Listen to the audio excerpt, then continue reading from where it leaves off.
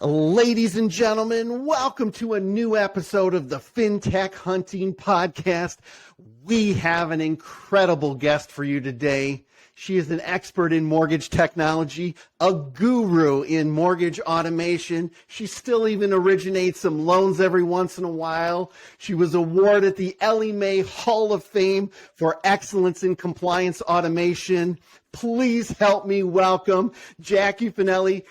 Jaki, you are the automation architect at Equity Prime Mortgage. Welcome to the show. Thank you. I'm very excited to be here talking to you today. Oh, well, I am very excited. We've had some great tech discussions, and I can't wait for our listeners to hear all of the incredible insights that you have to share. Before we dive deep into those insights, because I know your passion will come through, tell our listeners who maybe don't know you a little bit about how you got in the mortgage industry and a little bit of your background. Okay, yeah. I got into the mortgage industry in 2002, just kind of fell into it like a lot of us. Fell in love with the hustle of the mortgage business and the intensity of it, really, and had originated for many, many years. Somewhere around 2008, 9, 10, we may have been there. Kind of reinvented with a group of good friends that were going to kind of start their own thing. And I came into that role having a lot of origination experience and closing loans. Back then, you processed your own loans as an originator, too. So had a lot of experience with the process. And was really tasked with getting Encompass started and figuring out how to send disclosures and all the beautiful things that the LOS would do for us. And that is really where I fell in love with the idea that we could put our brains into the system, right? That a lot of the heavy lifting, the repetitive tasks, the papers we were all staring and comparing could really be digitized, as you speak of, right? And then later on automated. And I really began a lifelong journey of automating everything I could get my hands on. And that excitement and doing that is kind of what led me to an amazing opportunity here to really focus and hone on that as the automation architect and really improving the manufacturing process, efficiency, ROI, all that jazz through technology.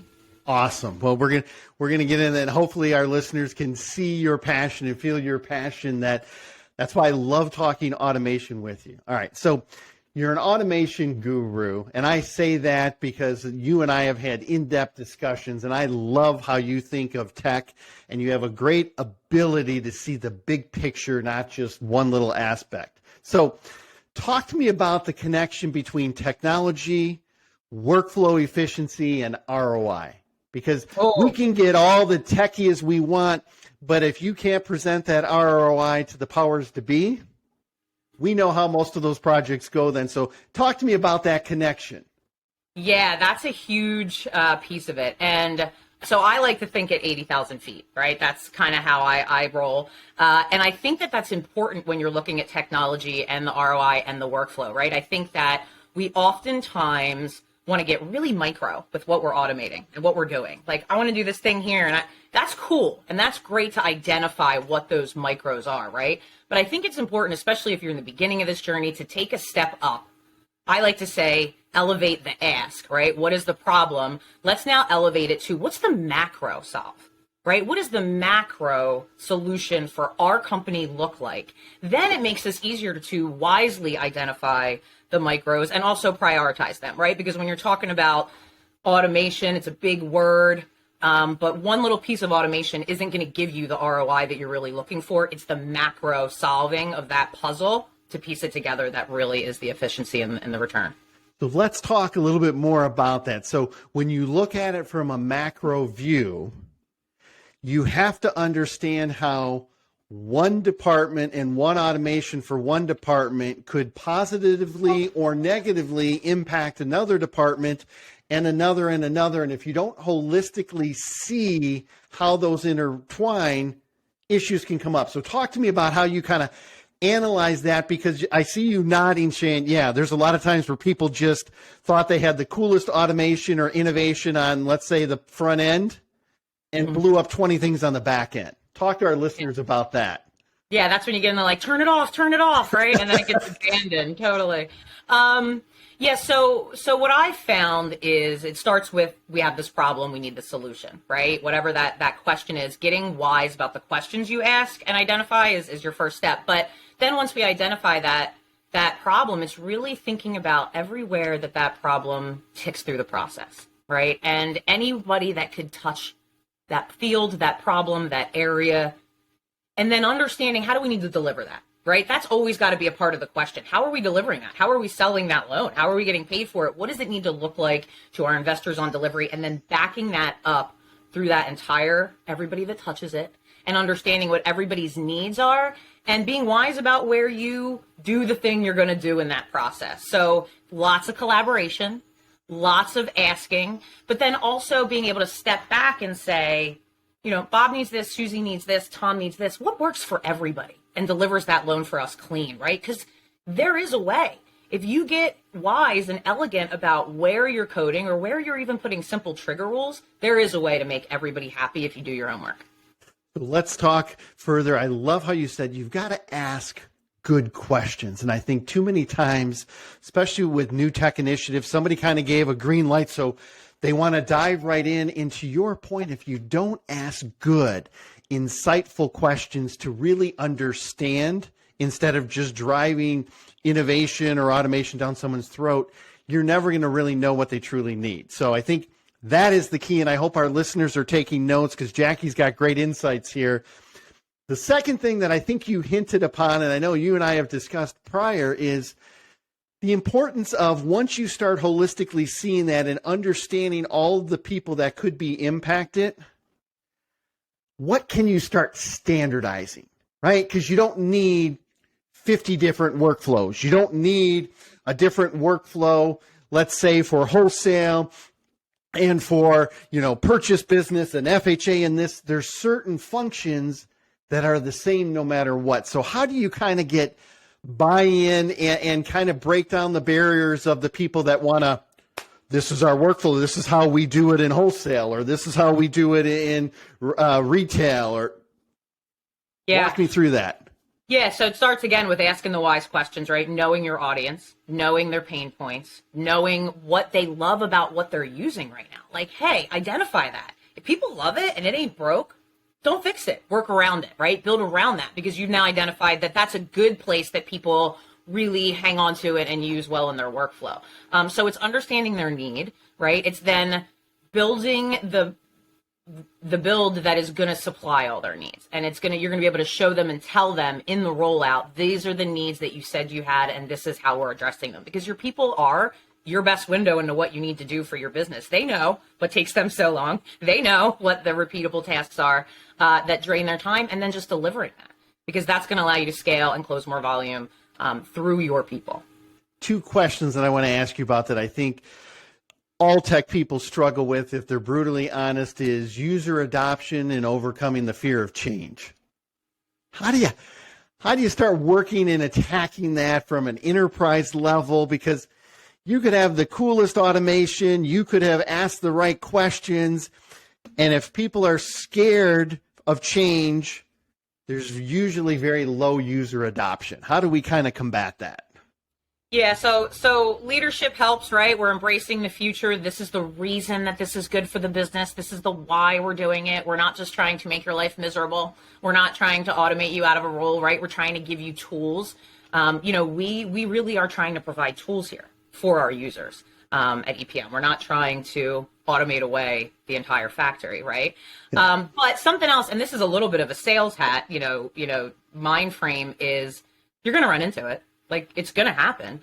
Do the best you can do on communicating well the whys you're doing this for people and the benefits that you're trying to give them. Don't just go into it talking about the cool tech. Like, they're going to feel how cool the tech is, right? Nobody has to sell you on how much you love Instagram.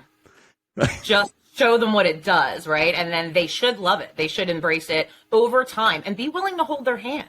I'm willing to get on the phone with a user and walk through the technology that we rolled out any time of the day, because they need that help. They need your help to adopt the technology that you're going to roll.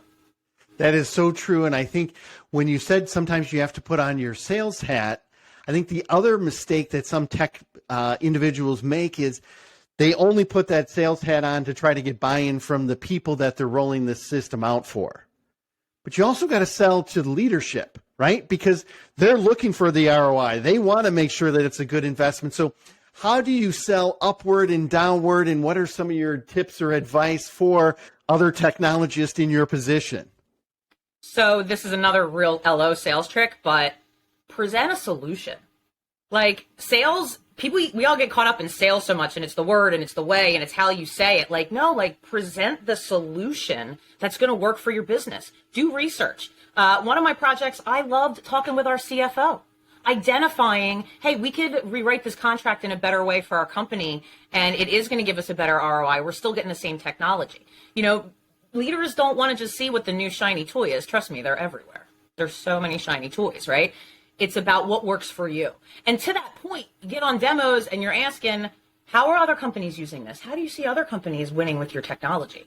Ask them how you're going to win with your technology, how they're going to help you implement that technology to your company and your brand, because we're all skin in the same cat, but there are a lot of different ways that we go about it within the workflow, within the manufacturing process. So really presenting something that you've done the research. This is going to help our company. This is why. This is how I see it saving us money. This is how I see it improving workflow. This is how I see it protecting time, because time's more valuable than money. So that's another resource to think about, and I think people don't.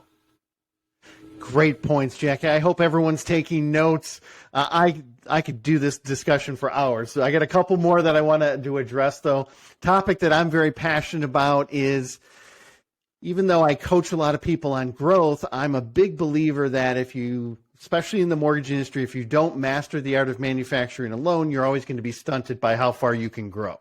The question is, if I'm talking to a sole originator or a branch manager, the question I always start with is, if I drop 50 loans on your lap today, what would happen? And they all look at me and say, it'd blow up. The reason it blows up is they don't have systems. And I know you and I have talked about manufacturing alone. Talk to me from your view how important it is to unify that manufacturing of a loan process through all of the competing interests throughout the company. Yeah. So again, taking it up 80,000 feet, right? If you put yourself in the Model T factory, right? First manufacturing line that ever happened in the world. Well, whatever. The person here knows how that thing is getting handed to them. And they know what they're supposed to do with the thing. And then they are passing it to this guy in the same way every time. And that is the key to manufacturing. And if you put yourself in the loan officer seat, the processor seat, the underwriter, the clearer, the closer, the funder, the seller, if you put yourself in every seat and think, if I knew how that was coming to me, every way standardized, and of course there's ebb and flow, right? There's things that happen in our business, intense and fun. But if I can standardize 90% of what's coming on to me, and I can standardize 90% of how I pass that on, how much more can we do? And I think that that's where you sit and you think, and then you identify, and then you start asking the right questions to your team. Awesome stuff. All right, let me jump to another topic that you and I have talked about with automation. There's a lot of cool stuff happening with underwriting and on the back end with automation. Talk to me about some of the tools, some of the things you're seeing out there. We've even talked about some past guests and what they have to offer. So the floor is yours. Tell me about some of the cool things you see on that front. First of all, it's so cool, right? Like, I have been in business since 2002. Never in my wildest dreams did I think I would have automated underwriting things happening when I was pre-approving a loan up front, right? Like, that was the person I had to bother to look at this pay stub. So first of all, amazing. Period. Where our industry has come to, right? Where the thought process has taken us to. We have recently rolled out Candor with great success. Currently, they are only underwriting conventional loans, but they plan to get into the govies very soon.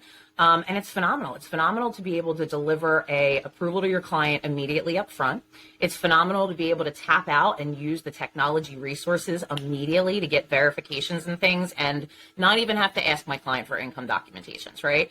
ICE is also working on automated underwriting. It seems that the entire industry is starting to say, how can we read these findings better up front, identify them, use, again, third-party data analytics technology to start clearing conditions for our loan. The rest of the world is doing it, right? It's time for our industry to catch up. Right. Well, and how do we use that direct data sources? And hopefully what comes of this is we start lowering the cost of originating a loan, right? I mean, that's one of the things. You look at all the technology and how much more technology. I mean, from cell phones, I have so much power in my cell phone that I did 6 years ago, and the cost hasn't gone up that much. But you look at originating a loan, and we still really haven't done a great job of lowering that, even though there's all this new technology. Absolutely.